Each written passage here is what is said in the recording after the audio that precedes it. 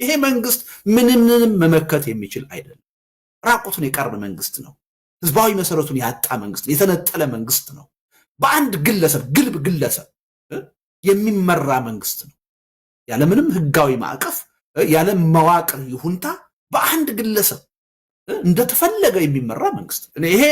ይሄም መንግስት በምንም ተአምር አንዳንድ ሰዎች በስልጣን ላይ መቆየቱን እንደ ትልቅ ብቃት አንናቀው ምናምን ሲሉ ሰማለሁ። ከራሱ ብቃት የመነጨ አይደለም። ሁልጊዜ የዚህን መንግስት በስልጣን ላይ መቀጠል ስናስብ መውቀስ ያለብን በራሳችን ነው ማፈር ያለብን። እንዴት እንዲህ አይነት ደካማ ዋሾ የሆነ ህዝባዊ ተቀባይነት የሌለው መንግስት በስልጣን ላይ እንዲህ ውሎ እንዲያድር ለዓመታት ቻለ ለሚለው ጥያቄ ማንንም ማማረር አንችልም። ራሳችንን ነው መውቀስ ያለብን። በራሳችን ነው ማፈር ያለብን። እዚህ ቁጭት ውስጥ ገብተን ይሄን ድክመታችንን ከፈታን በምንም ተአምር የቀናት ጉዳይ ነው፣ የሳምንታት ጉዳይ